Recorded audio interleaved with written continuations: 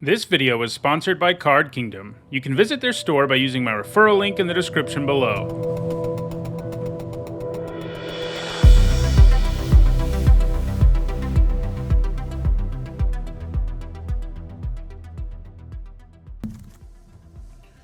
Okay, well, earlier today we got to draft a bomb that we drafted last weekend and then didn't get to play.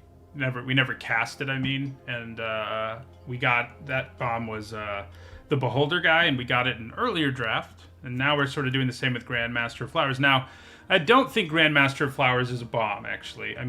Obviously, it's sort of like a pacifism type effect with like game-winning upside, which is definitely really good, but I don't think it's quite a bomb. He doesn't really protect himself that well, etc. But, he's quite good. He's like a removal spell with crazy upside. That's a good thing to have, and I think it's better than the other options in this pack. This is actually a pretty medium pack overall. Obviously, Targnar can be insane. Cleric class is great in green-white. But other than that, this pack really doesn't have much in it that I would really think about first picking. So I think we take Grandmaster of Flowers here. Ooh, plate armor, huh? So this is an interesting pick. This format's a weird one. I think normally it would be Dragon's Fire, and maybe it is, but there's a conversation to be had about plate armor, just because it's so good, makes any creature into a threat, it's easy to equip. Dragon's Fire obviously is a great removal spell. Intrepid Outlander is a great 2-drop too, by the way, but plate armor and Dragon's Fire are definitely a notch above both of them. Removal or plate armor? See, the problem with saying he's a bomb is the especially part you had to add. That's what, to me, I have a very strict definition of bomb compared to most, and he doesn't win the game on his own, so he's not a bomb to me. Yeah, we probably go for the removal here. Dragon's Fire is great.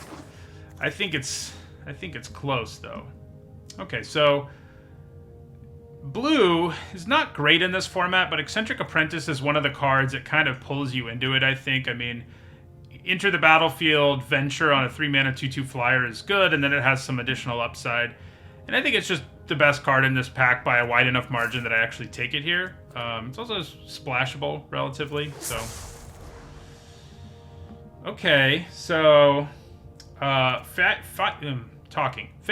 Trickster is really good if you get some coin flip effects. We currently have 0.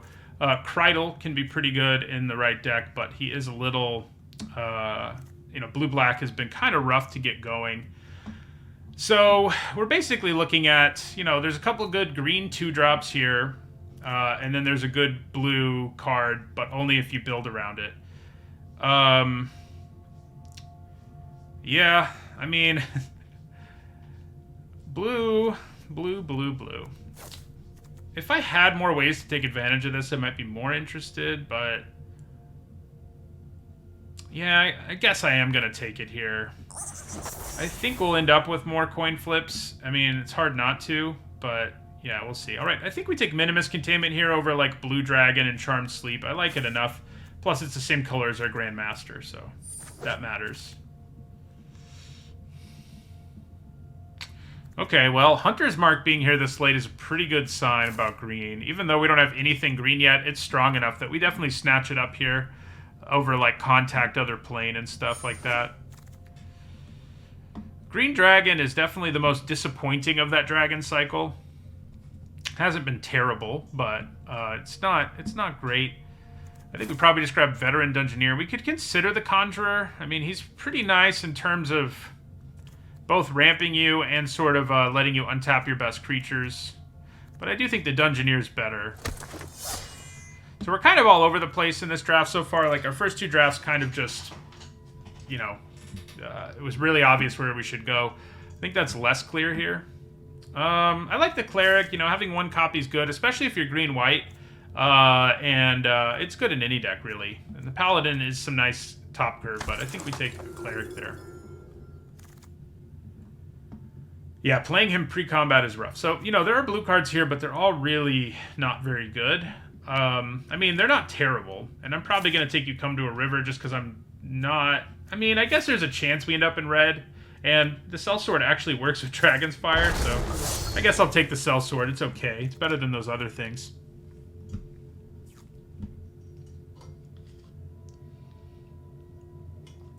And, you know, the other dragons, you play pre-combat too, but they all do, like, way more stuff when you do it. All right, we'll take Half-Elf Monk here. If we end up green-white, Potion of Healing can be interesting, but that's pretty much it. I mean, Zombie Ogre's probably the best card in this pack, but given what we have, I think I'm going to snag a +2 mace here. We might play it if we end up... Well, we get another one anyway, and we'll take it. It's no plate armor, but, you know. So, right now, it doesn't feel like blue's open enough. I think blue has to be really open, or you have to have some amazing blue bombs. Like if we open Mordenkainen in here, I think we're in pretty good shape. Obviously. That would definitely pull us into blue. But as is, I don't know. I mean, white seems fairly open. All right, we'll take the Disciple. I mean, it's not good, but we do have one dragon, maybe. How many dragons do you need for Dragon's Disciple to be good? Probably like 4. White does seem very open. I mean, it's not like we got good white cards. Okay, well, I said if we get a blue bomb, and we did get one. So Mind Flayer, I think, is strong enough that we definitely take it here. It's the best card in this pack by a lot. This pack has other good blue cards that I wouldn't hate seeing wheel, and people hate blue enough that it could definitely happen. Portable Hole is nice, deals with all the class cards, but it's not a first pickable card. Outlander's nice too, but yeah, we take Mind Flayer here for sure, and we slot these back in, probably, maybe.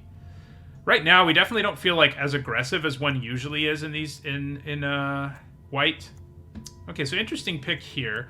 I think I like White Dragon enough to take it over Genie Windseer and Contact Other Plane. I know we have the Trickster, but I don't want to force things with the Trickster. Like, if these were the best cards in the pack, I think I would be all over it. But I think we take White Dragon here instead. It just has such a huge effect on the game. Okay, Wizard Spellbook. We had some fun with it in the early part of the format, but it definitely seems too slow to make it work overall. You know, and Gretchen has been kind of the same thing. She's all right, but not busted like she would be in most formats. We'd probably take Scion of Stygia here. It's a coin flip card, and it's just a good card in general. It's, you know, tap something down. I don't, you know, Bar the Gate, Contact Other Plane, those things are good too, but it feels like we're blue-white now. I wouldn't hate splashing Dragon's Fire, of course. Interesting. So, Precipitous Drop is quite good. Null Hunter's good. I mean, I guess we could still end up in one of those colors. The 2 blue cards here are terrible, and the 2 white cards here are okay, but we've already got 2 +2 maces and a Cleric. So I think I'd take something else out of this pack. Like maybe a Null Hunter on the off chance we end up in, like, green-white. That seems more likely because of Hunter's Mark than it does that, like, Precipitous Drop makes it into our deck. I mean, Spike Pit Trap isn't a disaster, but I think it's enough of one that I'm going to take the Hunter there. Another White Dragon. You know, I don't think I hate that. We're definitely going to be a mid-rangier deck, and we're going to need to find some ways to interact early to be in okay shape, but Sorcery class isn't very good. I don't know why. I wouldn't take it, and I wouldn't play it if it was the last card in the pack in most cases. It's just not very impressive. So we need early game stuff, and I think that means we probably take the Investigator here. Also, combo's kind of okay with our Trickster.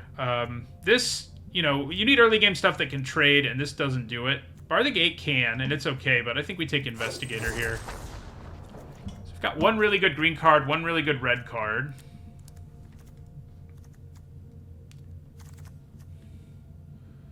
Okay, so we're flipping some coins. We're not exactly a coin flip deck. Trickster's Talisman's not bad, especially when you have ETB creatures. And we do have several. Yeah, I mean, it's one of these. They're both early plays, too, that are nice. I think maybe the guide's just going to be better.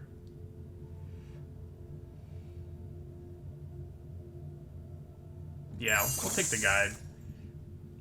Alright, so this is a deck where I do want you or something on watch, where we're less aggressive, we need ways to interact early, and that gives us a way. Okay, so Portable Hole or Dawnbringer Cleric. I like the Hole. You know, there kills so many things in this format, and yeah, having one copy's good. I like it more than the second Cleric. Alright, grab this random Gloomstalker. Contact Other Plane isn't a terrible late pickup. Yeah, another Dawnbringer Cleric isn't either.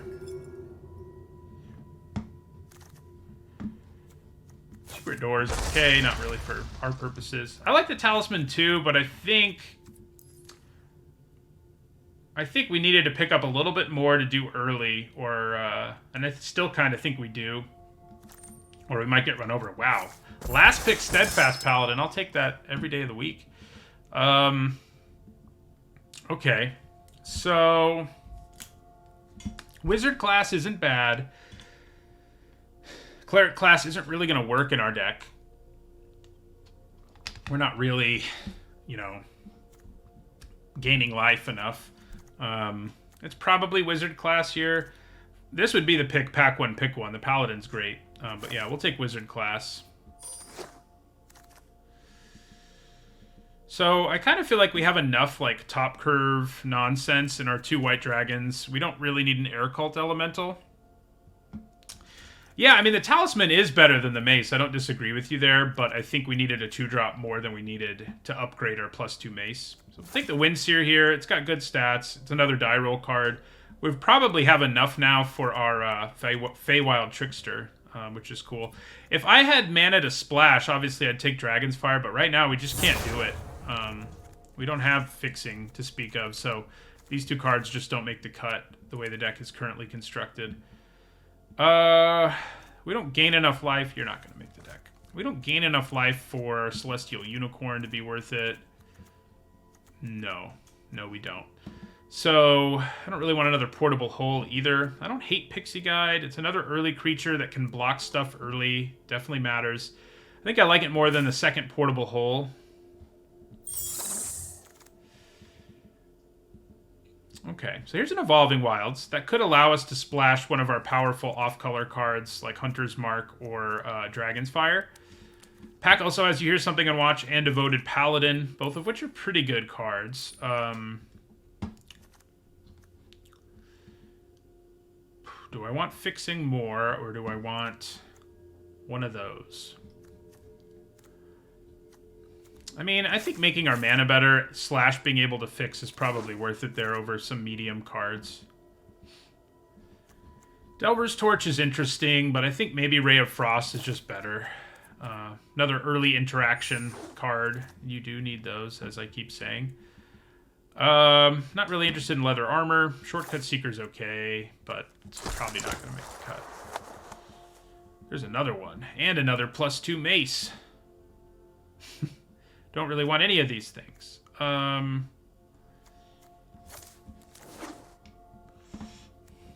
Okay.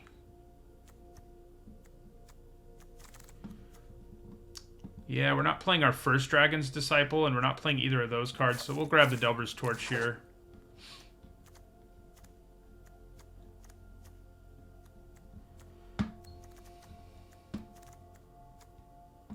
Dragon's Disciple, not going to make the cut. Maces probably won't either. We're not really that interested in equipment, and it's very mediocre equipment. I think a Pit Trap, I kind of doubt it makes it, but it'll be interesting to see how this deck does. I think we have enough stuff to do early that we can probably make it to the late game, at which point I think we can really take over, potentially. But I could definitely see us getting run over a little bit. I don't hate that Devoted Paladin. So the question is whether I'm going to bother splashing or just use the wilds for better mana. That's kind of our main question here. Too bad we didn't get like Mordenkainen too, you know? That would have really tied the deck together. That Talisman would have been nice with all the ETBs, but I think I feel okay about what we did.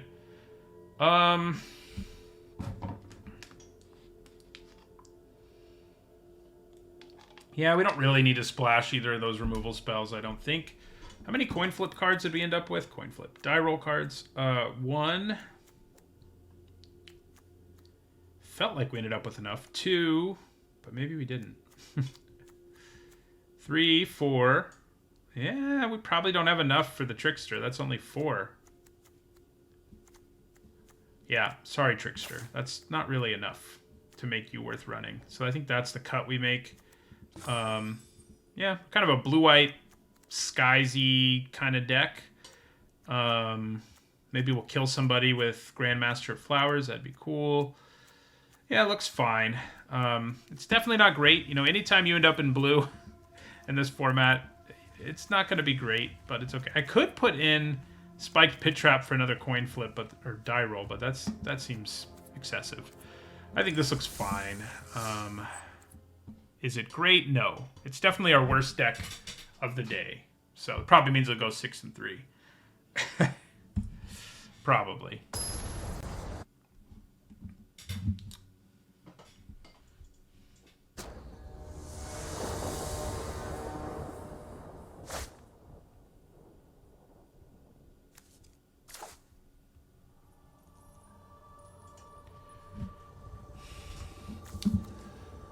Okay, seems fine. We can play a couple early things that can trade.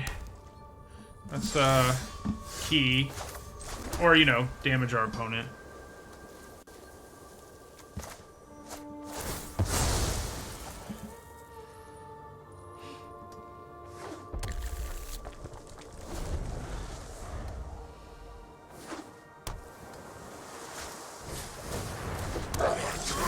Okay, so I feel like I'd rather trade the Investigator than the Paladin, so that's who's coming down.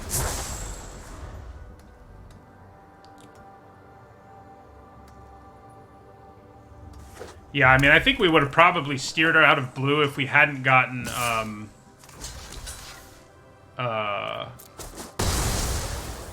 Mind Flayer. I think Mind Flayer was good enough that it was like, yeah, alright, we're gonna play blue. It's another thing we need to trade with early. Let's hope they don't have removal. Hello, Gossamer Chains. Welcome to the stream.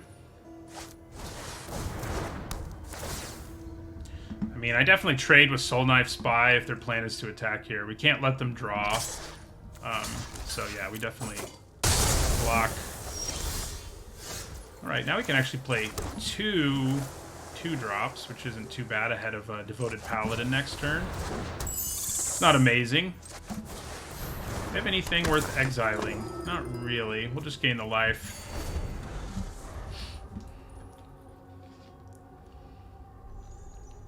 We didn't get a monk, which is sad. Picking up like one monk with Grandmaster of Flowers is pretty good. Monk class is another card that could have really pushed us into blue-white, I think. So we definitely take this hit. There's no reason for us to try to block there.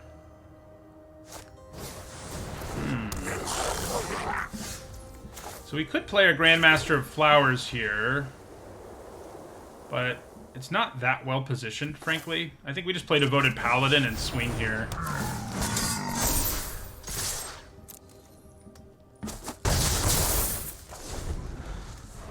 They have a decent chance at making a Goblin here. Well, now they can pay 2 and give that Goblin haste and +1/+0, which is not a lot of fun, but luckily our Paladin is beefy enough that he kind of creates some problems. So, turning off Battlecry Goblin is probably going to be our best option. Yeah, so they're going to go all in on pumping that to 4/3. That was aggressive. I think we just take the 4 and kill these two. Yeah, I don't think they meant to do that. Now we can just shut off Valor Singer. It shuts off Tramplers, right? Yes. First strike, double strike, or vigilance is what it can't stop.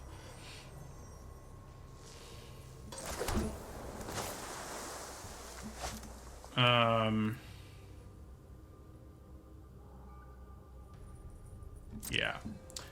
I could turn off the ability to block, but I think we just swing out here.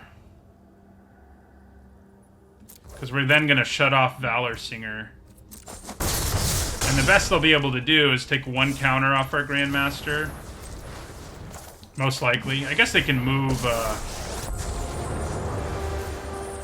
will not tolerate evil in this realm. We need not fight here. They can move the equipment, but that's not exactly backbreaking for us either, so...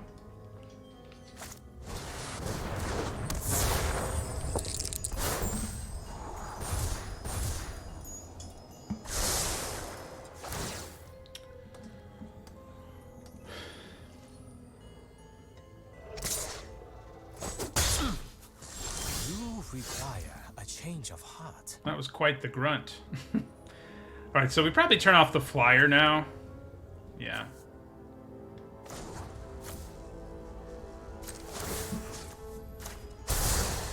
No peace, my enemy. I'm trying to decide if I want to hold on to the Scion here to just shut down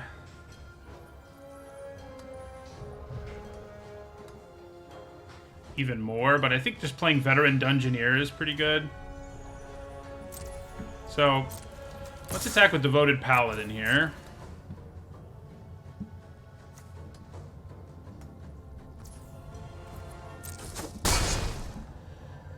Then we play Dungeoneer.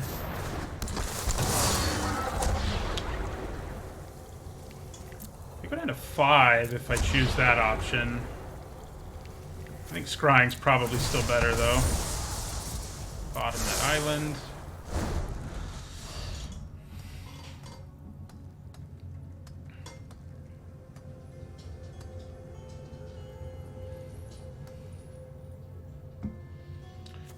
Because we have Pixie Guide in play, there's a pretty good chance that we get to tap something down.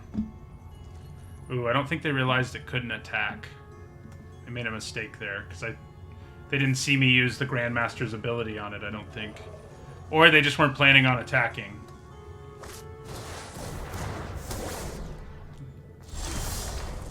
Oh, that's gross. Okay.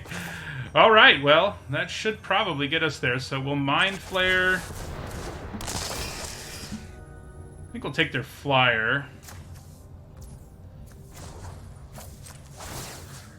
Do that. Yeah. Yep. That worked out pretty well.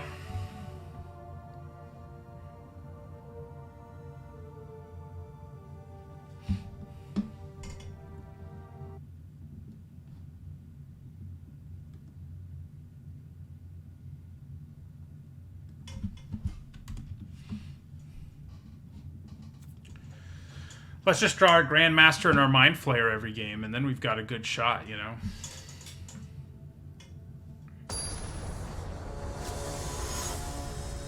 It is funny that it's our first 1-0 of the day. First 2 drafts of the day were 0-2s. So this is not a fast hand, but we have at least one way to shut down something, and then we obviously have one of our best cards. So, you know, shutting down something early, you definitely need to be able to do.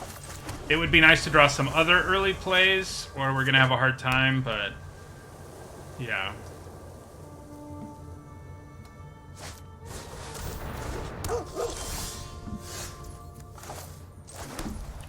So, Ray of Frost is horrible against Loyal Warhound, so that doesn't bode well. Oh my god. Yeah, so this Warhound is going to beat us down with that sword. It's going to hit us for 4. 5 actually. Goodness. So here's where we really need to find a 2-drop or something. Okay, alright. I can live with that. We even get to blow up. We get to blow up the equipment, and we can block the Warhound with it. So that is... Oh, never mind. I was thinking it could blow up artifacts. It can't. It can't do it. So we're going to take another 5 here. If we get to the late game, we're in good shape. But the keyword there is if. So we have to play the land that comes into play untapped because that lets us play another creature, which is what we desperately need to do. So, player Dungeoneer here. We definitely want to scry slash, yeah, get to treasure eventually. If we draw a land, yeah, I think we bottom Half-Elf Monk. We just want to hit our 5th land so we can Mind Flayer and then White Dragon later. And if we can do both of those things, I think we'll be in business here. But we gotta find it. It's really unfortunate they played a Vigilance creature and then not only that, slapped a powerful equipment on it that made it so our lives were really difficult. So that wasn't a lot of fun in terms of slowing them down early.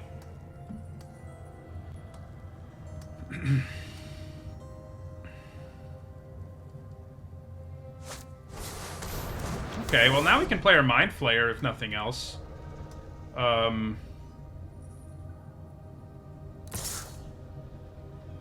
So, do we chump that thing? So the problem with Mind Flayering this is they can just take the sword back, so it's not actually that great. But if I Mind Flayer it, whatever else they put the sword on, I can at least use Ray of Frost on. So, yeah. We're going to take the 5 here.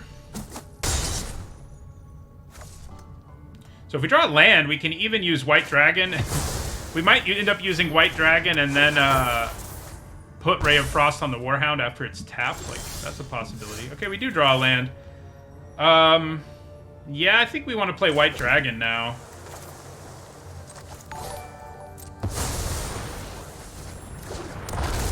Thank you for the sub, Crazy Spoons and 3P Tripudi. So yeah, we'll tap this down. And then we can put the Frost on it if we want to. We can play Mind Flayer next turn. So that's good. That Dancing Sword, man, it's brutal. It would be so good even without the, like, by the way, I can become a creature clause. And with it, it's like, oh. Well then. Okay, so then they'll equip. Yeah, so they attack with a 4/6. Alright, we'll take it. What do we want to do here? I mean, obviously the answer is play Mind Flayer. Mind Flayer, steal their flyer. Hope they don't have removal. Seems pretty good. Skullport Merchant will still be a 3-5, but yeah.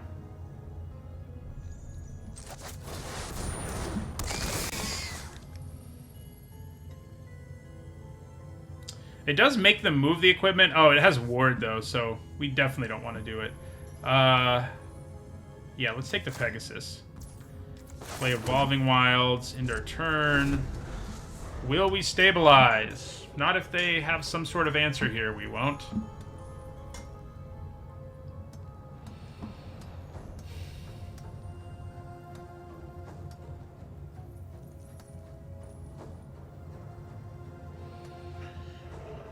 Let's hope they don't kill our Mind Flayer. If they do, we lose pretty much.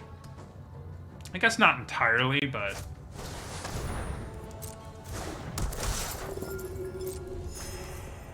Oh, you're right. It only has word when it becomes a creature. Still wouldn't have done it, but it wouldn't have been a disaster if I did after I clicked and then realized it would get countered. That would have been really bad. Okay, looks like we might be able to fend them off for a little bit longer. But we're at 3. We have sort of a fragile situation. Grab white here. Okay, the containment is good. I can put it on that stupid equipment, which will feel pretty good, I think. I think that's what we want to do. So they have 5 attackers right now. Yeah. I could play Devoted Paladin instead, but I think we play containment on the equipment.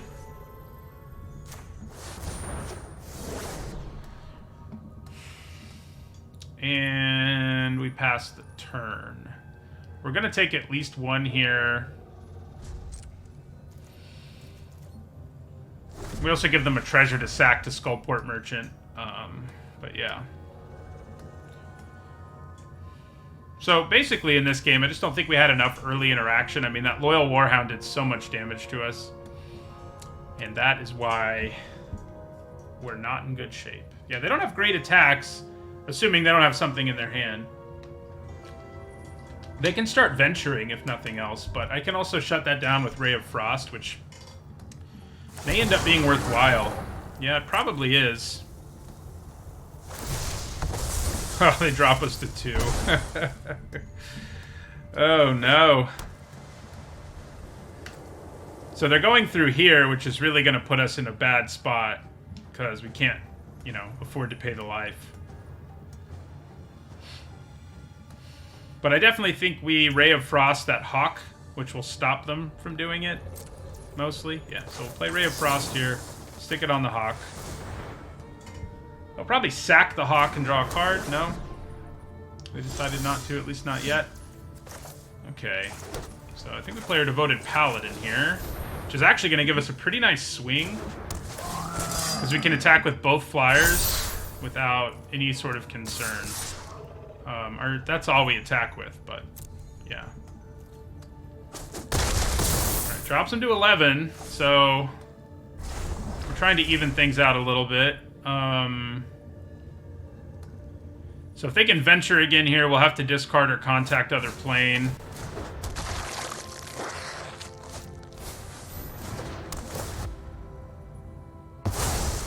Nice. For them, that is. I could really use another Devoted Paladin about now, but we only have one, so we don't have a great chance of drawing one. Alright, so let's contact other plane here.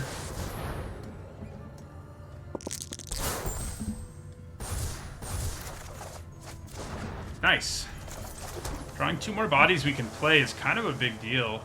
So I think that means we can attack with both our flyers here.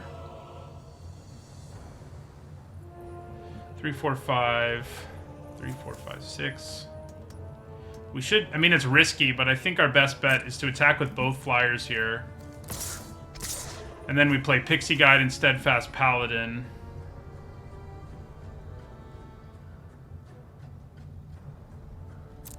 Still gives us 1 flying blocker and 1 lifelink blocker, so...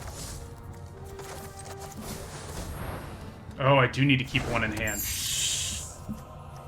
Man, I didn't think about that. Okay. That means, I think that means, well... Doesn't mean we're dead, exactly. But I should have played... the Paladin instead, for sure. How sad.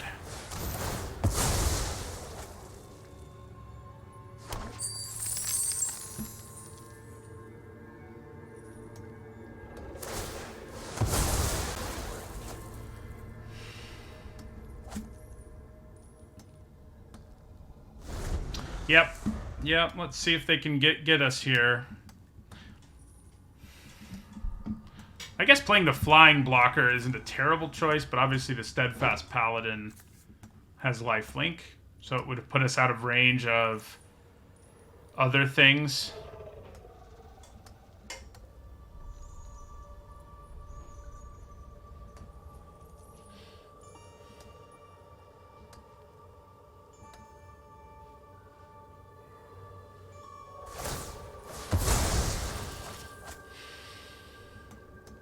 Well, they're trying to find something that gets them there.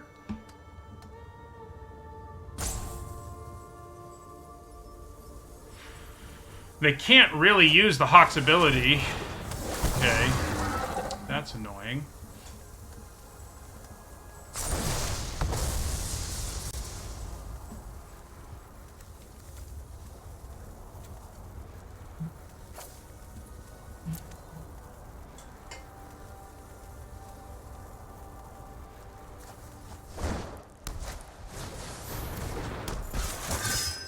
Okay, then.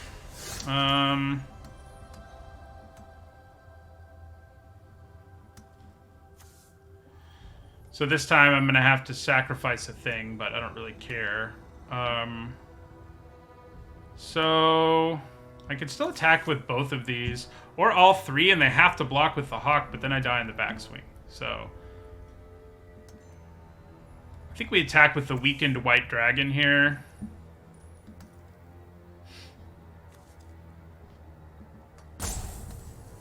And drop them to 3.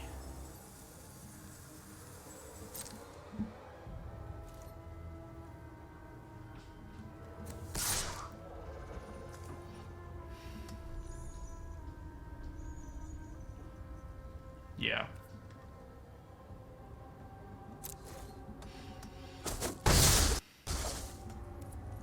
Hold on to this card to freak him out.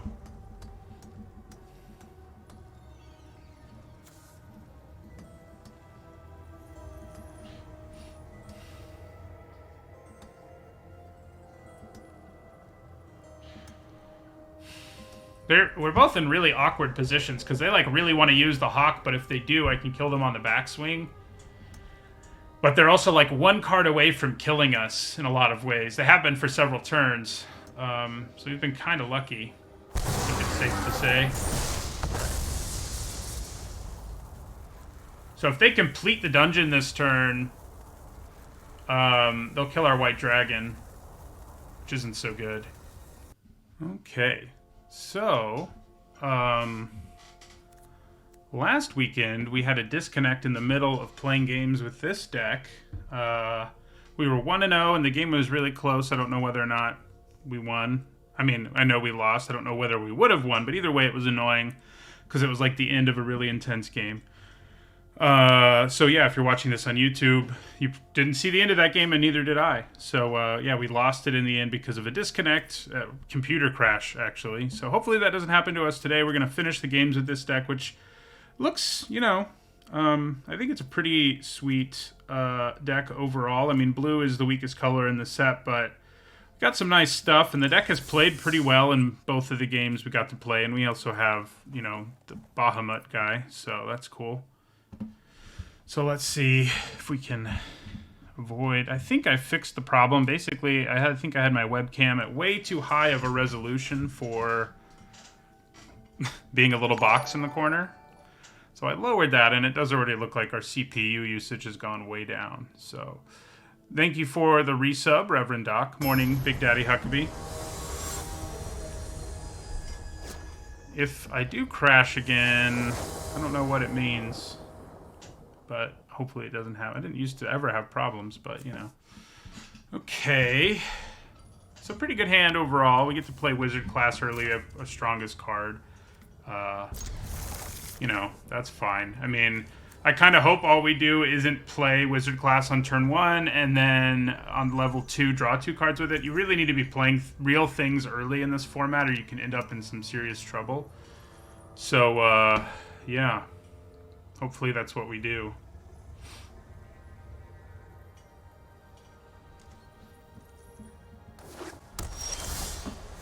Okay, well, we did not draw something to play, but at least they didn't play a 1-drop. If they play a 2-drop here... Okay, it's at least not a creature, so I can live with this. Right now, it does look like our turn 3 is going to be use Wizard class. Which, like I said, not really what I wanted to be doing. Especially because now on this turn, they can put their Delver's Torch on the Circle of Moon Druid and start rumbling.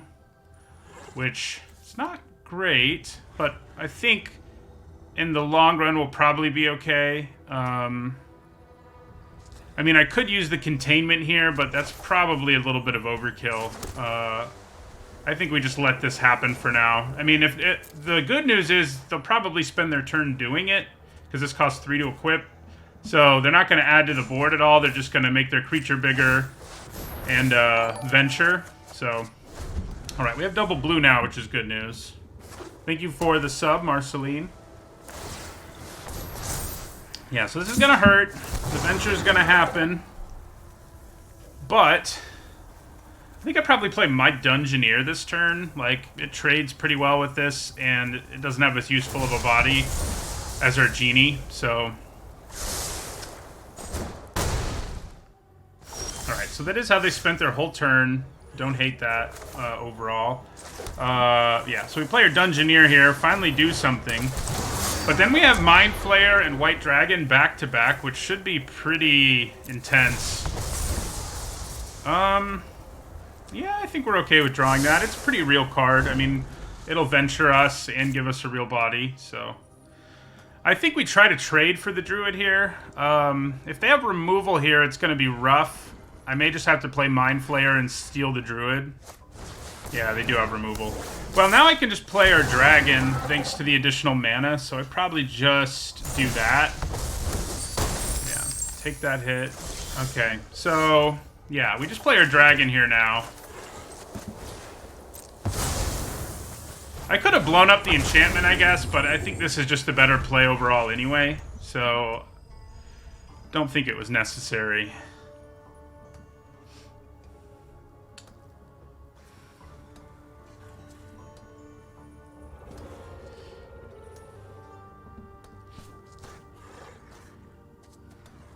So What do we want to play on this turn? I might play the Windseer. We have another flyer now, so we're not quite as, like, desperate to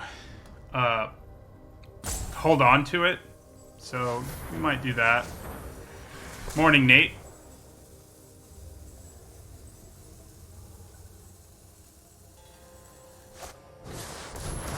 Okay. So they're very into venturing. I overall haven't liked this card, but against our deck, which is as slow as it is, at least this game. I mean, our deck does have a lot of 2s, but yeah. So we're gonna have 6 mana, huh? 6 mana. Windseer Cleric doesn't seem terrible.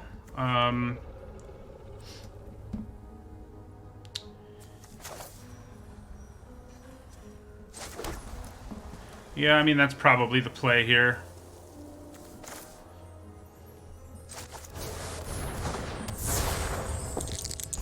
Alright, we get to scry 2, which is nice. And, I mean, I don't really desperately need a 3rd island. I think we'd rather draw some more gas. I mean, a 3rd island wouldn't hurt, but it's not amazing either, so... yeah, and then we'll play... We could hold on to the Cleric in case they play an enchantment or something. But I think we just play it and gain the life.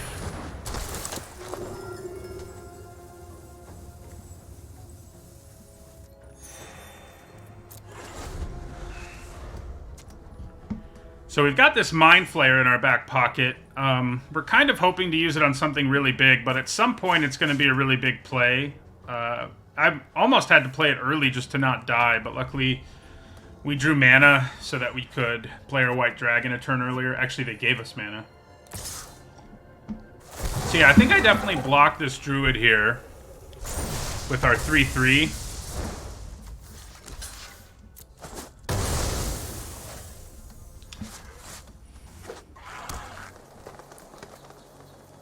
We want them to play something impressive, and there's a good chance they do. That's pretty impressive. I think that's probably what I'm gonna steal.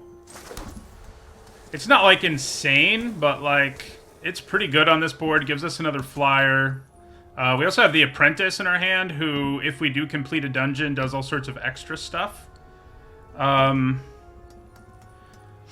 Yeah. So... yeah, it's last weekend's draft. We got disconnected, or... My computer crashed in the middle of the second game, so I have to finish it first. So that's what we're doing. So, yeah, I think we Mind Flayer here. Steal Planar Ally. I think we go ahead and attack in the air with our White Dragon. Then we play another Cleric. Getting up to 14 life kind of matters here. They've definitely done a ton of damage to us early, so, yeah. So, if they equip the Shepherd here, they actually have a pretty good attack still, because I don't really want to block. And I probably won't, so... Oh, no! Luckily, I can put our containment on that, but obviously that's a problem. Okay, so... Yeah, let's contain the Froghemoth here. They said good game, but I don't know...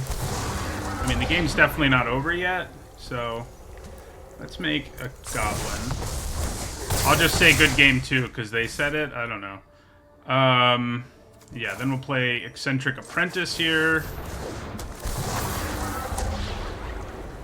They're at 9. I already have Lethal in the air, so...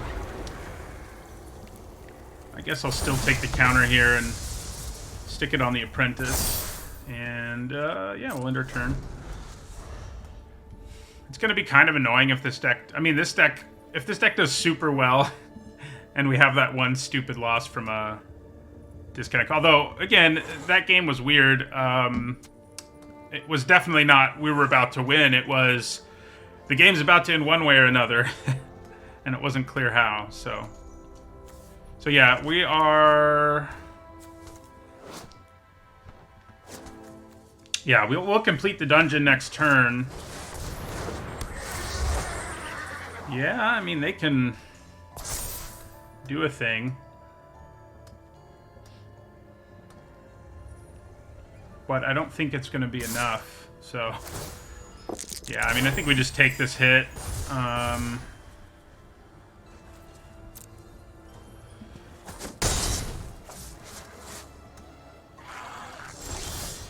Alright, so that should do it. We actually want to use this because we'll get another counter out of it when we complete the dungeon. They keep saying good game, but not conceding. There we go. Yeah, I think my problem was actually that I had my webcam on way too high of a resolution to be for streaming this.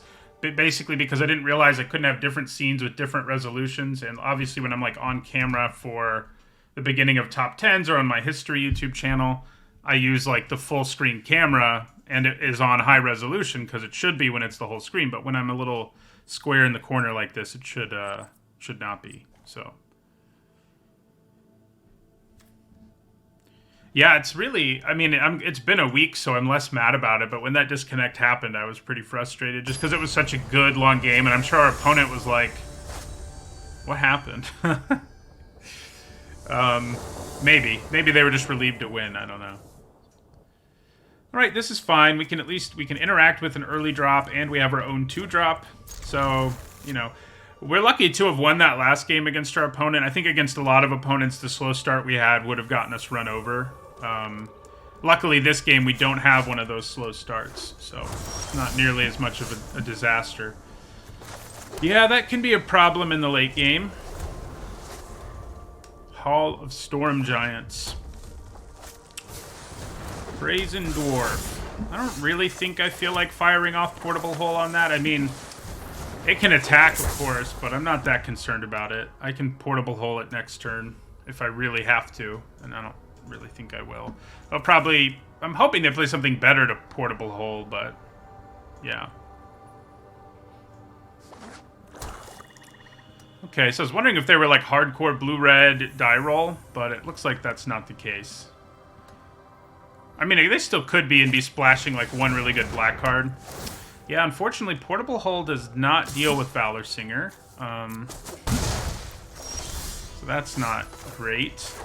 Do I have to Portable Hole that Dwarf? I think we kind of do, because we're going to start taking a ton of damage if we don't. I mean, our half-elf monk coming down next turn matters, but yeah, I think we just have to Portable Hole the thing. Not exactly a great Portable Hole target, but it allows us to trade 1 for 1, and if we can make the game go long, that's fine with us. And I think we're in decent shape to make that happen, and we would be in worse shape to make it happen if we hadn't just used Portable Hole, because we would have been being attacked for 4 damage that we couldn't block in any way, shape, or form. Instead of 3. I guess that's not a big difference, but it's a difference.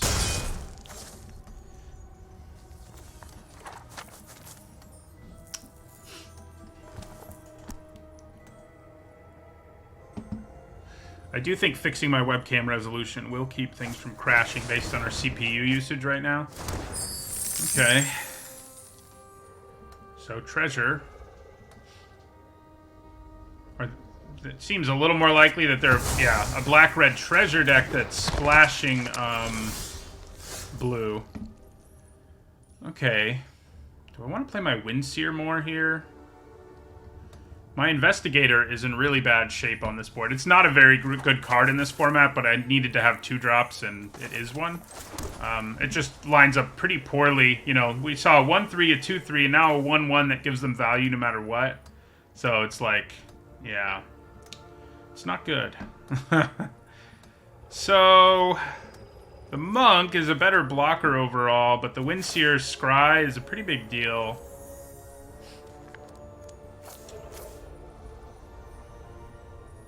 Yeah, let's just play the Windseer. Darn, we didn't get to Scry 3.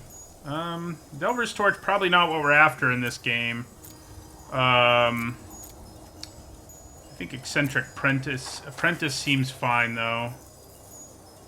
It's not amazing. but I think it's keepable. I mean, yeah. No attacks. Yeah, after this draft, I plan on letting you guys vote on what you want me to draft. So, yeah, I'm sort of planning on it. If nobody votes for it, I won't do it. But if people do vote for it, I will. So, removal here would be ugly. And it's a good chance they have it given their mana and the number of cards they have in their hand.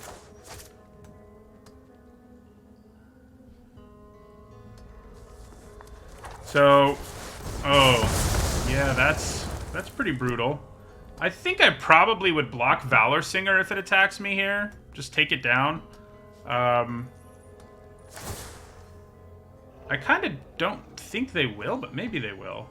I mean, we're definitely down with that trade. I mean, we have things in our hand to make the game go longer, so I think that works for me. Ugh. I don't love another Ghast. So I think we play Apprentice here, mostly because we get to scry 1 off of the effect and add to the board. The scry 1 probably, or gives us a good chance of finding mana for our dragon. I guess we could also just play the Half-Elf Monk, who blocks both of these relatively well.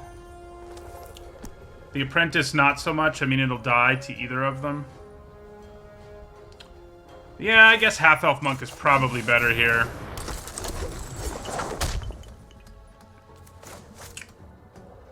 Next turn, I can play the Apprentice and still hold up the tap ability if I have to, and that's fine.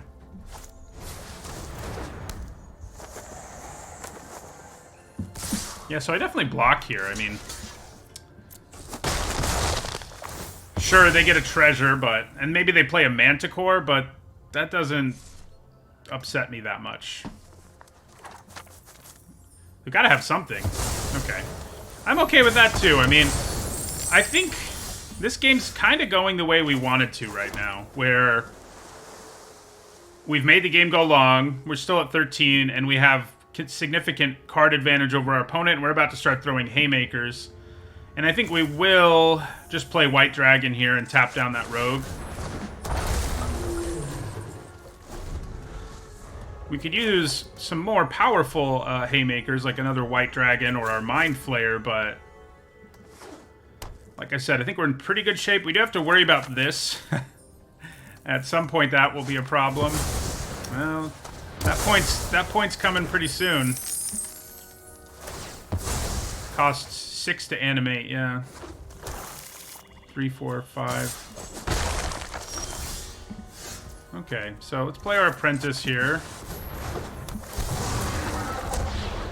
We're gonna go through the mine and scry. Yeah, 3/4 body seems reasonable here. We'll contact other plane at the end of their turn. So they only have 1 blue they can use to animate that right now. Okay, Mr. Golem. So yeah, I can't effectively block either of these, but I think we do just go ahead and block the Lightfoot Rogue here. And then we cast Contact Other Plane. Let's roll a 20. Okay, I'll take a 14. Dawnbringer Cleric. Yeah, you're not great here. You are a creature, and you do block Shambling Ghast, I guess, so I can't hate it too much. But yeah, I guess we just go ahead and draw both. I'd rather have the Cleric than a land, so. Okay, so this might get interesting later in the game.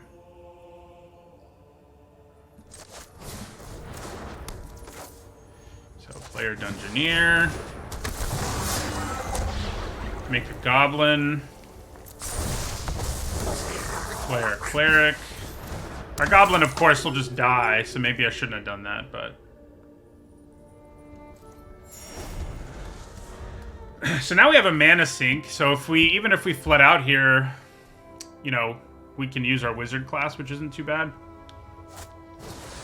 Oh, I don't like that Valor Singer a whole lot. We just have to block the Iron Golem, obviously, with our Dungeoneer.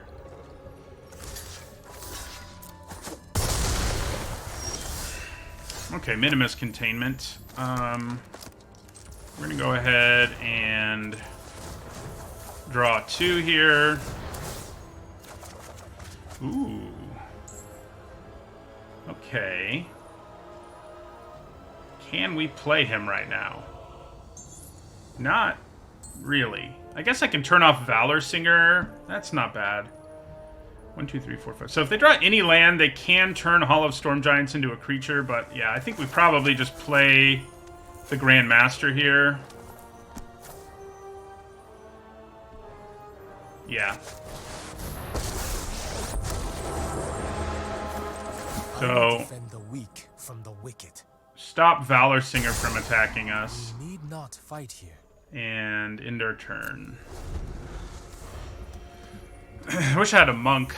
That would be nice to search up here. So only the Ghast can attack us. If they pass the turn, I'm going to feel pretty nice, pretty good about our lives. 2, 4, 5. So yeah, they can turn this into a creature, but they can only do it once right now. And a second time if the Ghast gets going. Okay. Well, now we might just be in business. So we won't be able to attack this turn, which is kind of a bummer because Hall of Storm Giants, but maybe making them use Hall of Storm Giants defensively is worth it. I don't know. Yeah, I think we play Mind Flayer here on the Valor Singer. Yeah, Mind Flayer on Valor Singer. We could take the Ghast, but yeah, we'll go for the Valor Singer here. So we drew our bombs back to back, which is pretty good. We have drawn a bunch of extra cards, but still been pretty lucky here.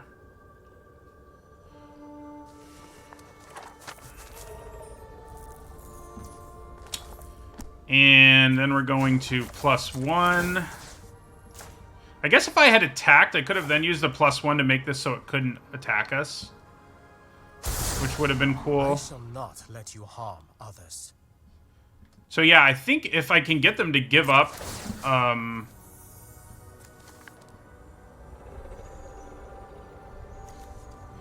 just gonna do this and attack with our 1/1, and if they want to use their 1 treasure to animate it once to block our goblin, I think we're all for it. So because we can just keep making the Ghast unable to block. Yeah, so they want to use it offensively, which I think makes sense. We'll throw another body out there.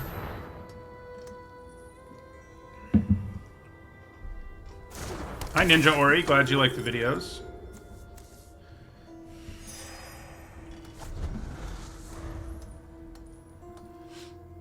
Removal would be bad news, but we're in pretty good shape. I mean, we're 2 turns away from Grandmaster becoming a dragon. They've only got the 1 blue, so they can only activate this a single time, and we have plenty of bodies to get in the way. Yeah, and that's what they're going to do. We just throw a 1/3 in front of it. I could consider throwing their 2/3 in front of it, just because that means they won't get it back if they ever do draw removal. It's not a terrible plan. It is a useful creature, but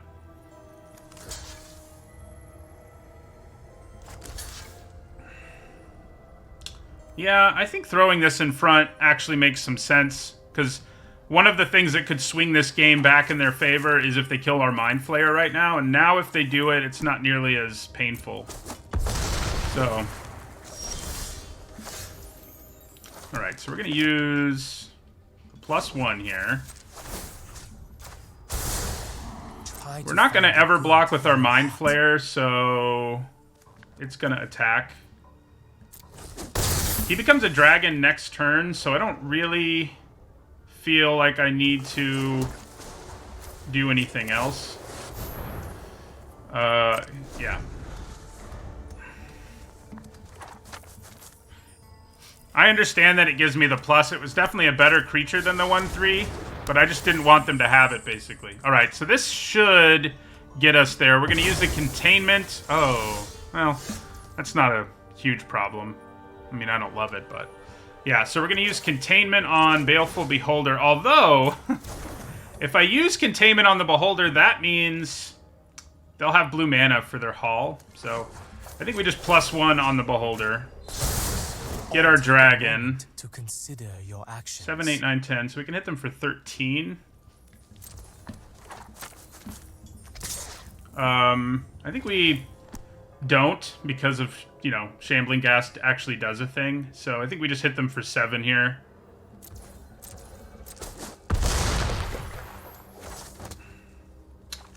And end our turn.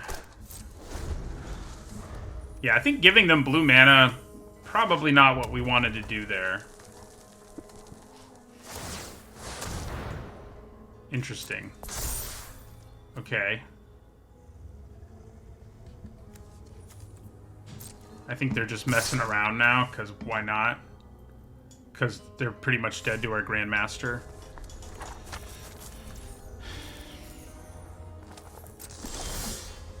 Okay. Alright. So far, only loss is the one where we got... our computer crashed in the middle of the game.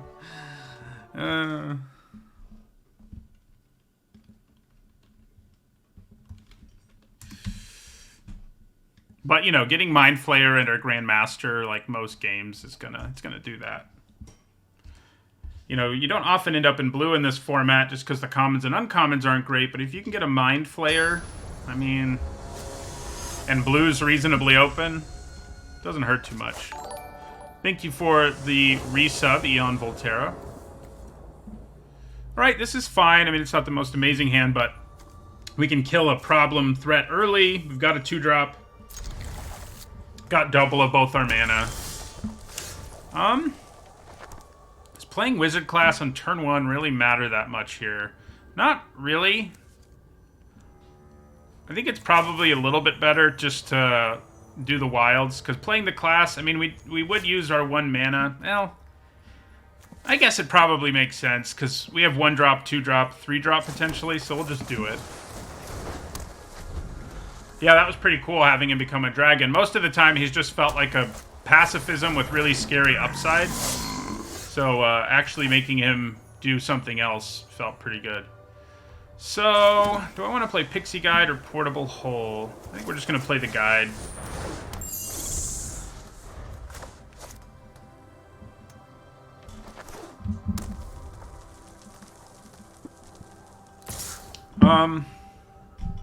Am I okay with a block here? I'm okay if they have a trick.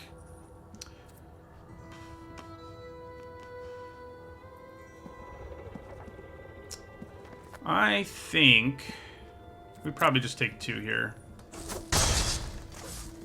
There's too many tricks they could have there. Interesting. They didn't do anything. Not really what I expected. So, I could continue to hold on to Portable Hole here and just use my Wizard class, and that kind of seems fine to me. That's what we're going to do.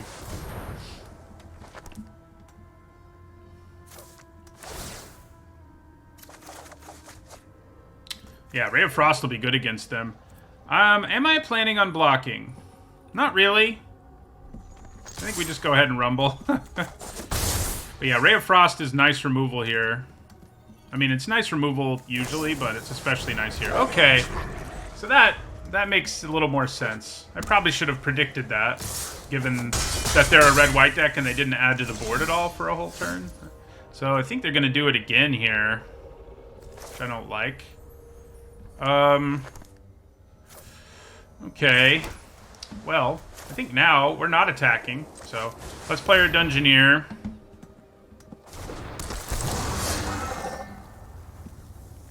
We're gonna go through the Lost Mines of Phandelver. Scry 1. Half-Elf Monk lines up pretty well against these decks most of the time. And I can, like, Portable Hole and play the Monk next turn, so that seems fine.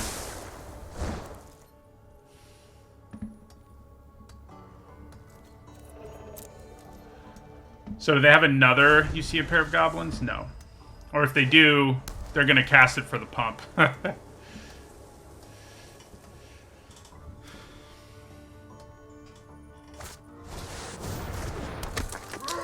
Yeah, that's a problem. So we'll probably use Ray of Frost on that and Portable Hole on the 2/2 here. I think that's just going to be our turn. This does have Flash, so I could wait. It might just be worth waiting. It probably is. But I think Portable Hull on Armory Veteran seems pretty good.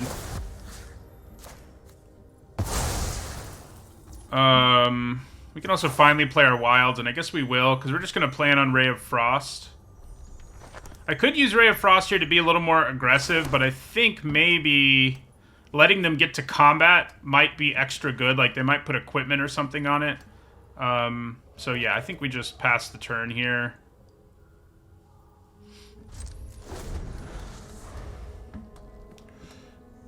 I would say that my videos are pretty similar to the way that I teach students, yes. My history videos, that is. So if they go to combat, I think we slap Ray of Frost on that. Yeah. What?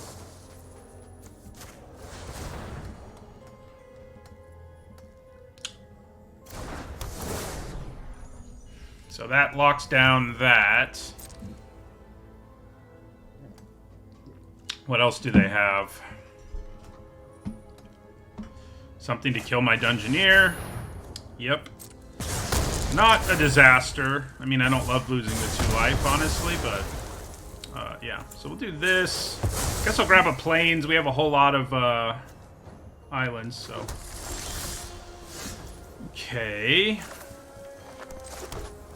We'll play the Half-Elf Monk here.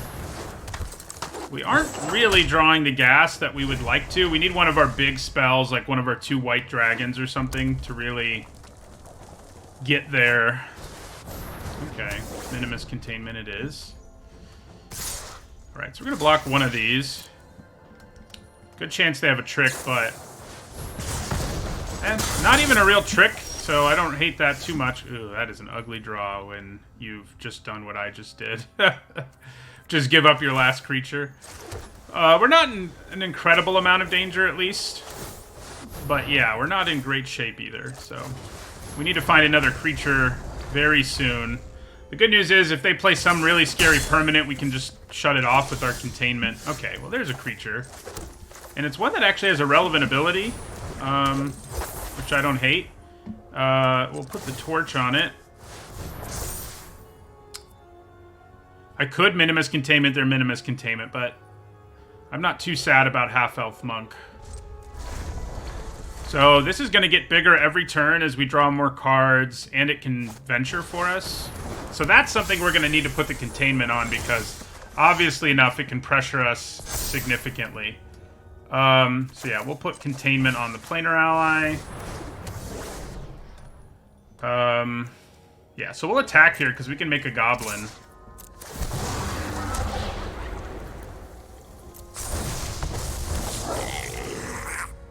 And we can also hold up the ability once we play this other land. Actually, we can use our treasure if we want to and still bluff. That's not terrible. But maybe if I draw one of my clerics... Yeah, if I draw one of my clerics, I'm going to want this to still be in play. So we'll just play the land there and plan on using this ability into their turn.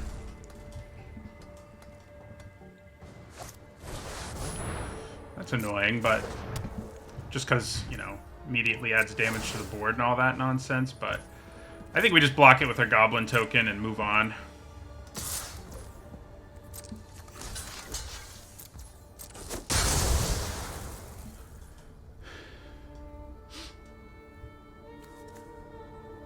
So I guess I should have used this ability to make it bigger, because what's weird here is if I draw a 1 through 9, I actually get a counter, and if I roll a 10 through 20, I don't. So rolling a 1 through 9 right now might just be better. Yeah, it'll make our creature bigger. There's White Dragon. That's what we were in need of. So yeah, I think we just play White Dragon here. I think we've gotten over the hump here. Yeah, we got there. We were in a little bit of danger there, but we managed to avert death. Yeah. This deck seems pretty good overall. I mean, that game we didn't even draw any of our bombs, but it seems pretty good overall at countering the more aggressive decks, just because we have the early plays you have to have, but then we can really get over them at the end of the game, because other people just aren't, like, White Dragoning, you know?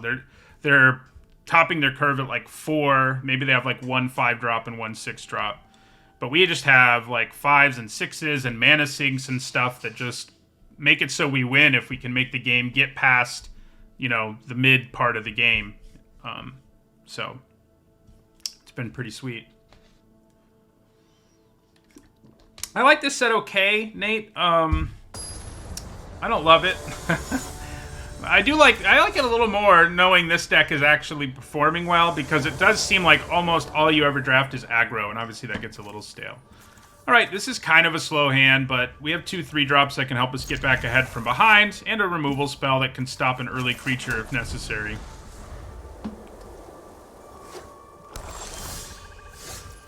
And we drew a 2-drop, which is good news. Oh yeah, I like the flavor and everything about it for sure. The limited format isn't amazing, and that's, I guess, my primary gripe.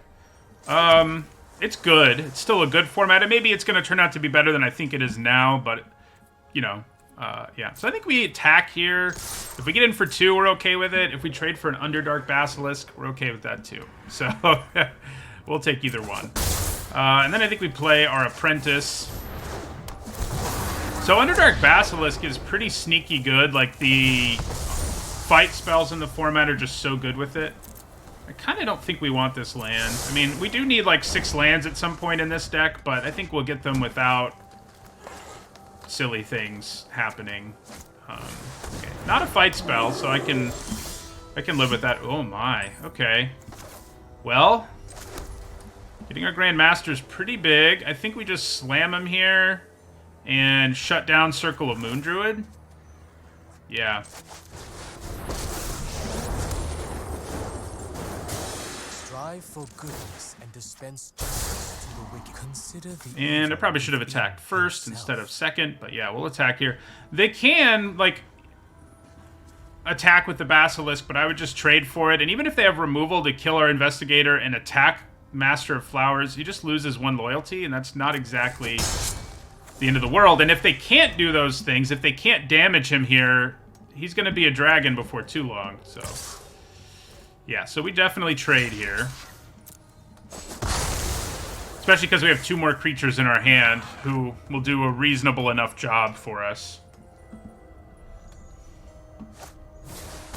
Another Basilisk is not something I love. But, I mean, I can live with it. Yeah, so let's +1 again. Shut down Circle of Moon Druid. Perhaps learn some humility. And I think we play Pixie Guide, especially because we're about to play a D20 card. So, yeah, we'll play our Pixie Guide here. And then I think we probably do play the Scion to tap down the Basilisk. I guess I should have attacked with my Apprentice, huh? Alright, so play Scion. We get to roll 2 D20s, so there's a good chance we lock it down for more than a turn.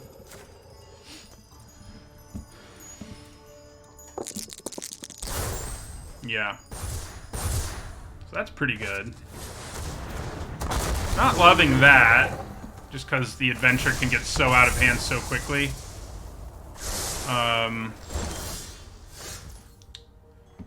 So... You guys are both 4/2s. It doesn't really matter which of you I blink right now. I do think we will attack with our Apprentice this time, like we should have earlier. Now they're within range of like 2 Grandmaster of Flowers triggers, like being a real problem. So... I guess I'll just hit the Troubadour and play Steadfast Paladin. And yeah, end our turn. So next turn, this will become a 7/7, and they'll have a 2-turn clock. That land is not awesome for us. Don't have Grim Bounty. That would be mean. Can't Grim Bounty hit Planeswalkers? I think it can.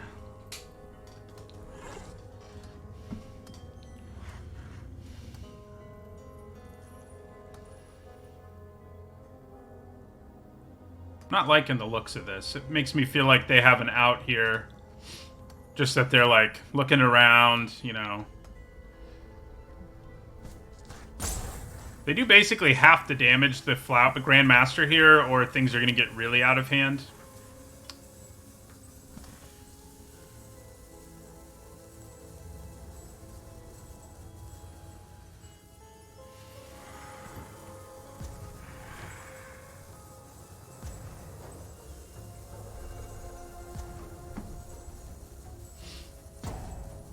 Whichever thing they do attack with, I'll probably just slap the Ray of Frost on. Okay, or they'll scoop.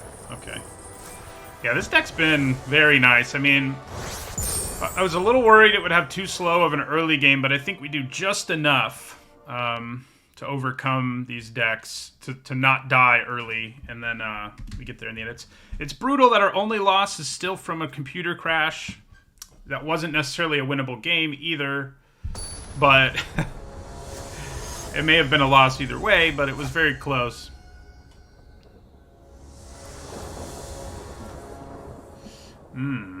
That is not awesome. It takes until 2 ventures to get a treasure, right?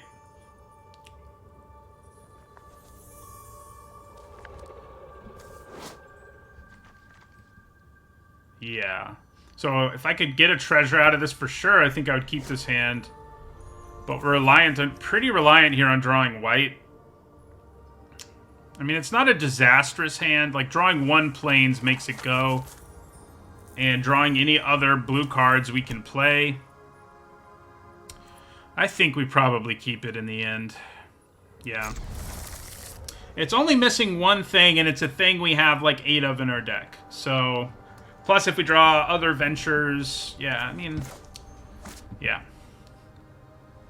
We've got a pretty decent chance of drawing a plains by, like, turn 3. Doing it on turn 2 would be great, but... I have not played my Amonkhet draft yet. Hey, we did it. So, worth playing the Cleric? Yeah, probably. Add to the board and all that. I haven't played my free draft yet. I was gonna... After this draft, I'm letting you guys vote on what I play next. Okay, Ray of Frost shows up again in a really good situation. So we go Apprentice here. And we scry. I don't really need another island. I mean, a 5th land would be nice, but I'm gonna get a treasure off of Dungeoneer anyway, potentially. So...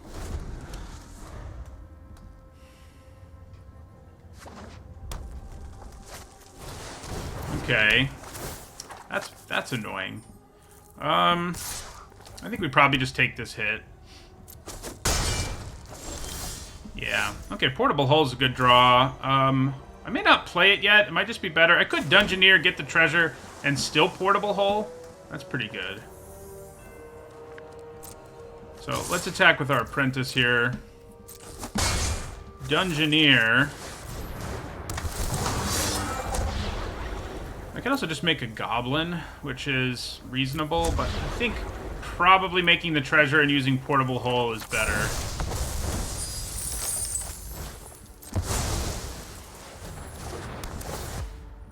So, this is one of the few games where we're actually kind of behind our opponent in cards. We haven't drawn any card advantage stuff yet, exactly. The Den of the Bugbear can start rumbling pretty soon. Okay, that's not too alarming. If I draw a land for the Paladin here, we're going to have a nice swing. Well, had to be a land that wasn't that one. But, yeah. Alright, so we attack. And, yeah, hold up Ray of Frost. I could use it on the Valor Singer. The problem with the Valor Singer is if I do that, they're still getting some pretty real value out of the card. Ray of Frost doesn't exactly shut it down. It will shut that down, so... That I can live with. I think we're going to have a pretty big swing here, especially if they go aggressive. I think I would just take the spawn if it attacked us here. If it doesn't, I'm okay with that too, but... Yeah, a Tiamat deck is pretty gross with all that stuff. Alright, so let's play Ray of Frost here. Shut that down entirely. That's the reason I think it's better to put it there. Does it make them lose all abilities? Man, I'm stupid. Yeah, Valor Singer would have been better. You are correct, sir.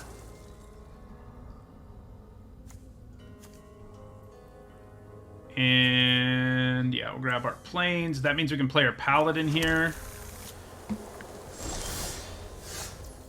Yeah, so we play our Paladin. Gives us another pretty sizable body.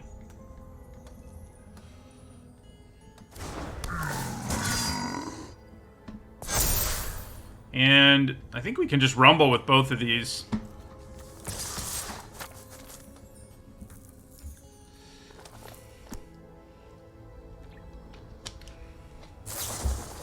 Okay.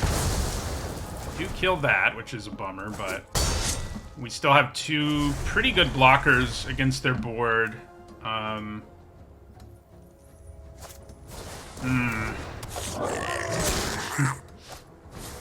Okay. Things are getting a little out of hand. But we still have the two largest creatures on the table. Granted, Hobgoblin Captain will be able to attack as a first striker, so that part's not so good. Let's play our Wizard class here. And I think we're going to use this, and if we draw a land, we can play Pixie Guide. If we don't, well, that's okay too. And we do, so we can. And, yeah, we got to end our turn here. We may be about to get run over. Yeah, if people want, enough people vote for me to do Amonkhet drafts, that's what I'll do after this one. That's the plan. Interesting. Not Hobgoblin Captain. I guess they're not ready to attack yet. I could consider just doing Wizard class here. But I think Half-Elf Monk is a pretty nice body here. And, you know, the tap effect is quite strong. So, let's hold on to this land to bluff.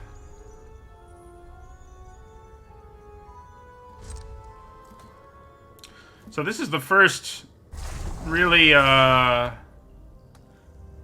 time where we've gotten to this stage of the game, and I haven't felt good about our situation. Our situation's okay, don't get me wrong, but it's not dominant. Okay, so Pixie Guide, I think, is going to rumble here. Take that. We're going to use this. And that also lets us leave up Half-Elf Monk's ability.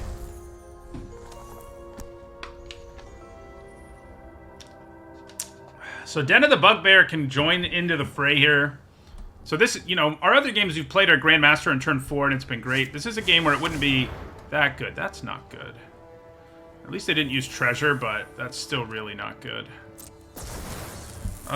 Is it worth tapping something here more than it's worth having this blocker? Probably not.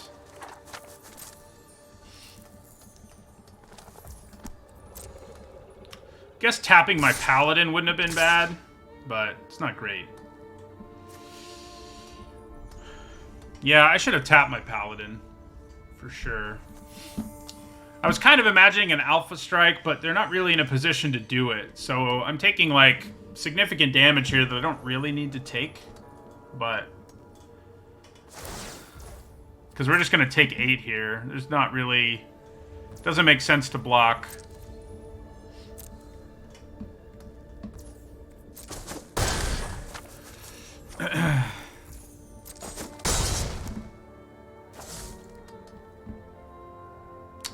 I can tap something just to tap it. Oh, and they even get to sack it. That's brutal. That's always brutal when they can do that. Yeah, so let's tap this down.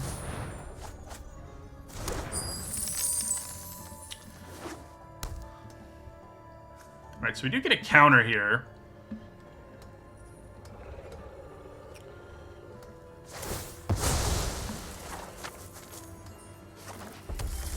Let's draw really well. Oh man. I mean, we've been drawing really well most of the day, so. Is making Pixie Guide a 2/4 worth it? I think probably making the Dungeoneer a 4/5 is better, because it can even block Hobgoblin Captain once that's true. Yeah.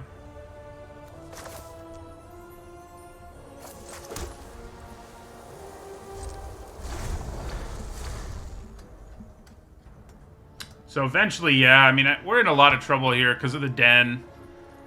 If I tapped my creature, I wonder what they would have done. They probably would have had better attacks if I had as the thing. So I don't know if it was necessarily right to tap down my creature, but I can't really attack with the flyer, and I'm glad I didn't, but I think that probably spells doom for us. We aren't in a position to attack with the flyer when they have Den of the Bugbear in play and we're at 9, and now we're really not, so... Once again, so I can block as much as 3 damage with Half-Elf Monk. So I think it's probably better to just leave it as a blocker. Yeah, they don't attack us, which is good. Can't afford to draw another land, and we do. I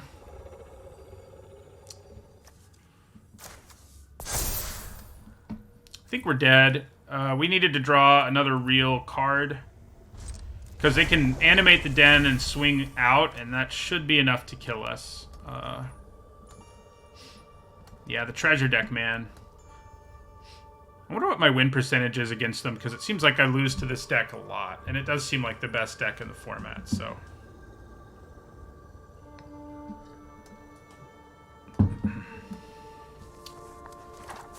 I'm hoping I'm psyching them out with my 2 islands in my hand, but I kind of doubt it. Although, the fact that they did not... You know, I probably shouldn't have put the counter on my guide, because it basically has to block Red Dragon anyway. So that's not an optimal play. They didn't animate their land, so I think we might actually not be dead here.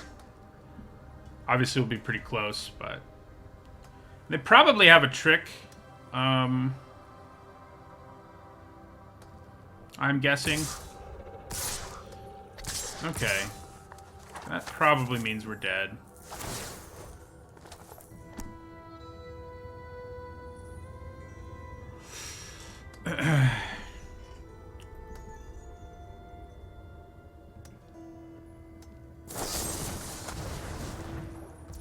Now I think we're definitely dead.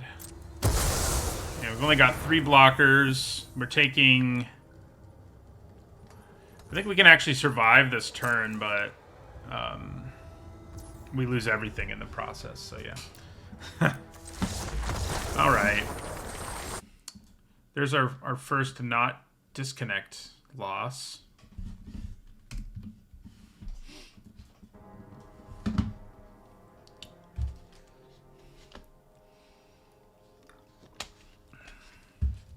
Yeah, they were able to basically keep up with us in the late game, which most of the other like aggressive decks haven't been able to do, but they were. Makes sense. I mean, the treasure deck just has so much it can do.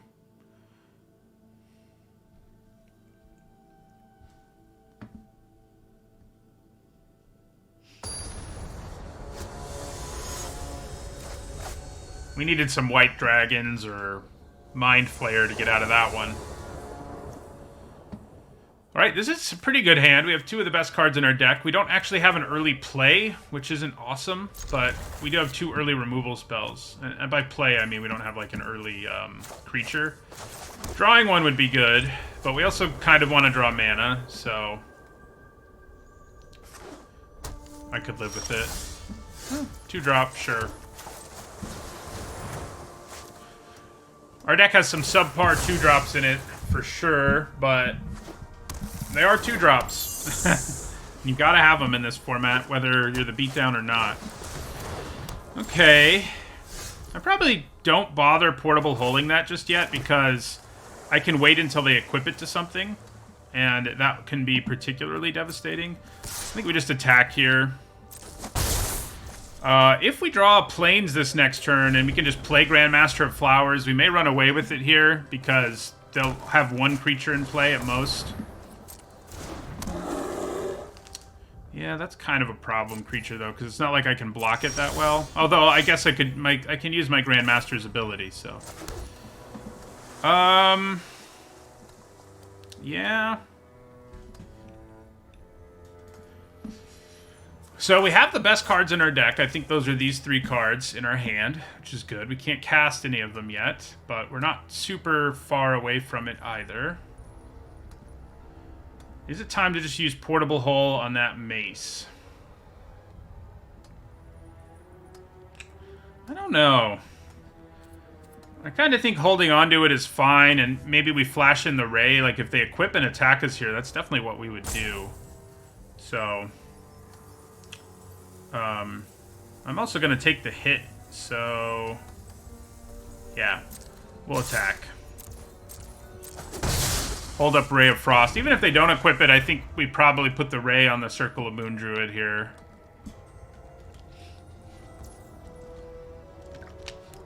Yeah, they don't really need to equip. They wouldn't have needed to if we had a blocker either, so...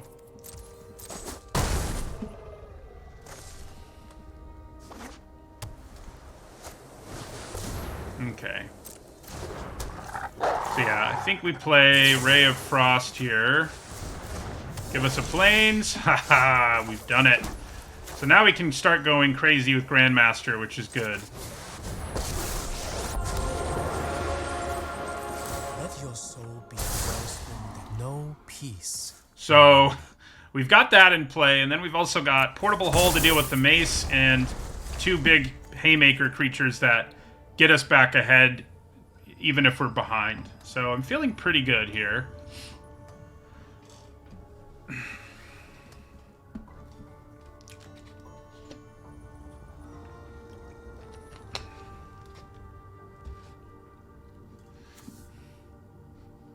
Luckily, well, it wouldn't matter actually. Even if it gained haste and this said haste, like it can't target haste creatures, as long as it didn't have haste when I used it, it still wouldn't be able to attack or block. So,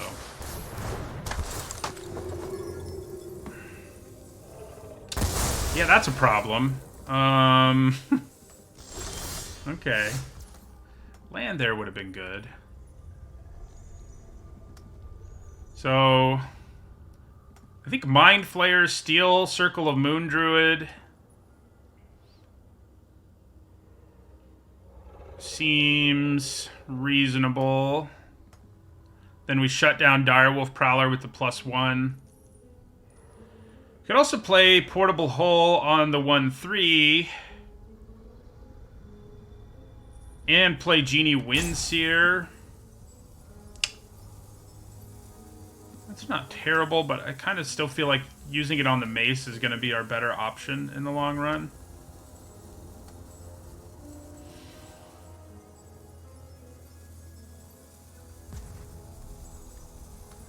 Yeah, I think we play the Windseer here.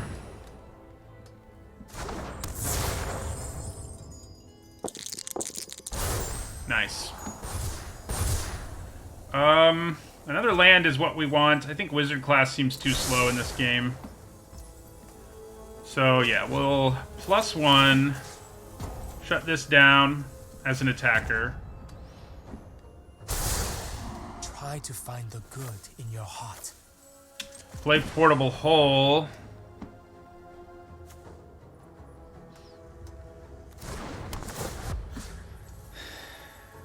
And yeah, probably go after the mace. Yeah. That may mean that our Grandmaster takes a hit here, but I think I can live with that. So the Prowler is a better attacker, but they have to pump mana into it for that to be the case, and they don't exactly have a lot of it. I have White Dragon probably coming down next turn, and that plus Grandmaster should be pretty good at shutting down their board again next turn. And we should even be able to attack in the air.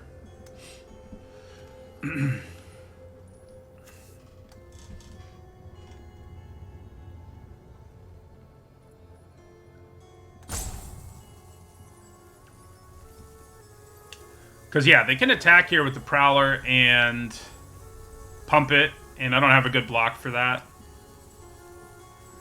But I can either just chump it, or I can even double block it. That seems a little risky on this board, but I think it's more likely that I would chump it, like with the 1/3, and force them to pay the mana.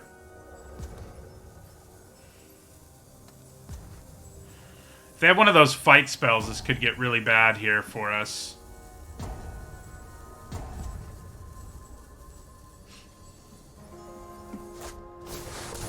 Ooh, that is pretty bad for us. It's not really bad, at least, but it's pretty bad. I can actually block both of them pretty effectively, and I think that's probably just what we do. I think we trade for the Prowler, and then block this.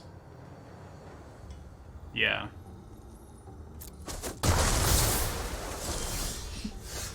We knew we were drawing a land, and so we did. Then I think we do +1 on Devoted Paladin.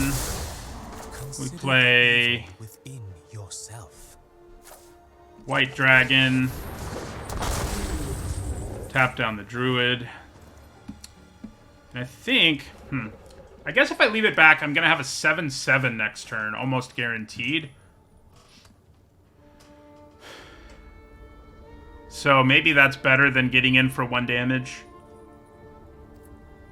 Probably. Probably is. I don't like tell my students I play Magic, but I have had students who also are familiar with my YouTube stuff.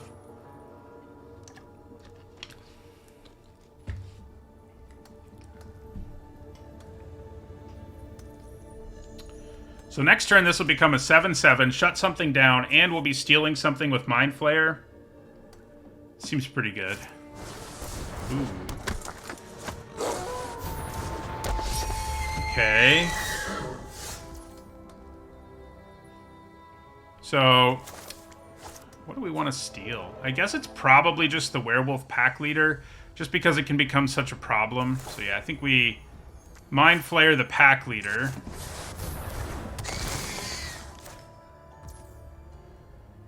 We shut off Devoted Paladin. Take a moment to consider your actions. So, if I attack them...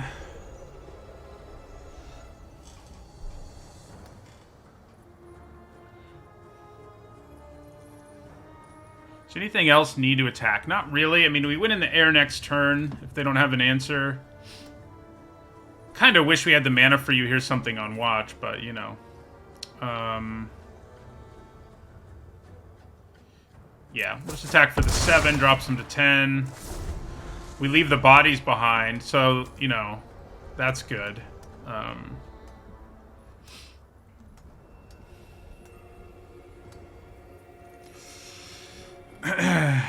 This'll basically win us the game next turn, I think, even with... I mean, things would have to go pretty sideways here. And they could. I mean, they have 3 cards in their hand after all.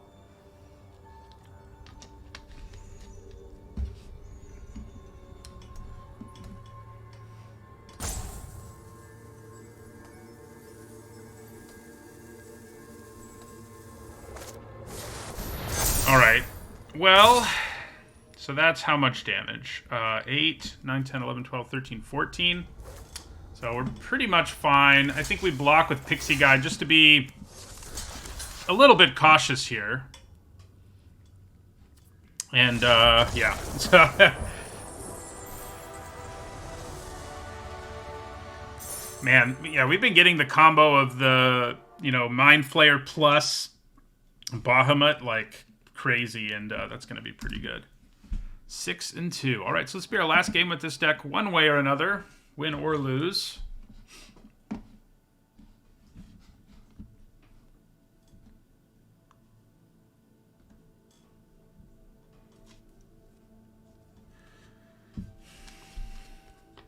It'll be interesting to go back and look at the game, because at this point it's been a week. You know, if you're watching this on YouTube, it all looks like it happened at the same time, but it didn't. It happened a week apart, the draft video. I guess I probably have a different shirt on. Probably clued you in as well.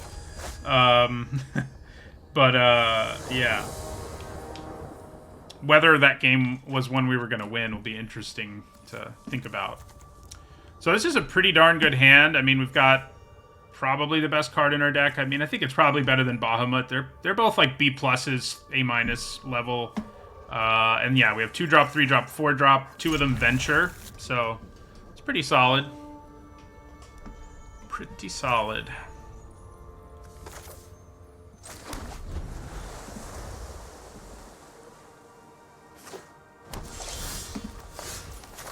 always feel good when my opponent doesn't play something on turn 1 and we're playing this deck.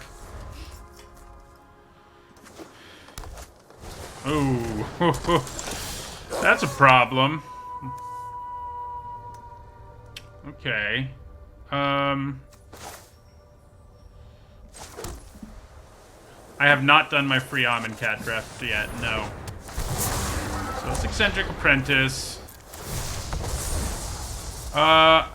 Guaranteeing we hit our 5th land seems worth it when we have Mind Flayer in our hand. I think we'll just leave it. The question here is whether I'm going to double block this thing, and I think the answer is probably no. So I think we just attack for 1. I'm not blocking that thing. I mean, things could go so sideways if I do.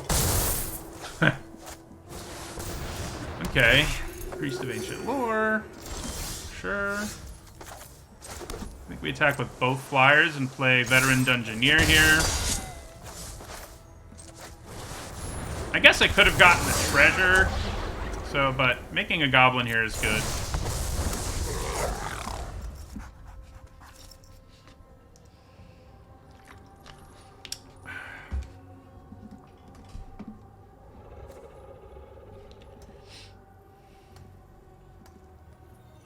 Fight spell, like the +1/+1 fight spell to kill our Dungeoneer would be brutal here, because then they would just attack with both, get pack tactics. We would trade our 1/1 for the priest at least, but they would draw a card in the process, so that wouldn't be good. Are we going to steal another pack leader with Mind Flayer this game? Looks possible. We just did it in our... I think it was just in the last game, wasn't it?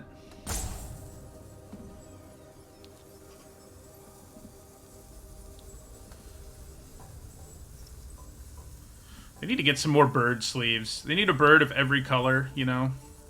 Bird's Paradise is cool and all, but, like, you know, come on. Let's get a Baleful Strix or something in here. Yeah, so I think we're Mind Flayering that pack leader. Well, maybe now our game plan changes.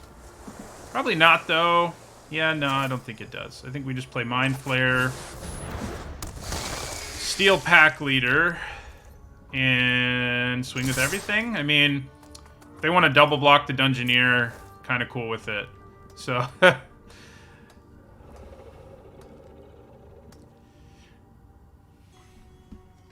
wish I had green mana for that pack leader, but, you know. They go for the double block. To me, that probably means that they have some really impressive creature in their hand. We're kind of the beatdown in this game, as weird as that is. We haven't really been at all, so we'll see how that goes. Putting the torch on the pack leader and attacking all seems... Well, Mind Flayer's probably not attacking, but... Torch on pack leader seems pretty good. Works on the flyers, too, but we'll see. We haven't completed a dungeon yet to make this guy go, or I think we were, like, about to in one game and our opponent scooped, so... Which I think it played a role in making them scoop, so... Kind of counts, I guess, but we haven't gotten to see the trigger on the stack.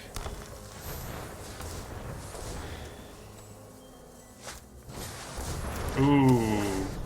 I still hold on to the creature, so that's not the end of the world, like at all. Let's play the torch here. Let's equip the torch. I guess to the 1/1 goblin, honestly. Yeah. All right. Well, that did it. We got to 7 wins with this thing, despite a computer crash being one of our losses. I mean, I know I've said that a lot, but I'm just gonna say it again. So we still got there though, and the deck ended up being really good overall. I mean, we had some serious luck because we drew like Mind Flayer or Grandmaster Flowers or both, like every game. But still, I mean, the deck, I think, was pretty well equipped. Like, I think, you know, this is the kind of thing you can do in this format and actually beat the aggro decks, which is just throw a bunch of 2-drops into your deck, even if they're kind of crappy, like Pixie Guide, Arcane Investigator, and Dawnbringer Cleric. And make sure you have ways to interact, you know, like a portable hole. And then you can have this late-game stuff. Like, all 3 of these have a major impact on the board when they come down. And you can really... These things are surprisingly hard to beat for the aggro decks. They plan on winning before you do this sort of thing. and they usually do, or they expect their opponent to also be aggressive and not do this kind of thing. So, you know, I think you can make a not aggro deck work, but it's still going to have like 10 2-drops in it. So it still sort of looks like an aggro deck, but it's not really. So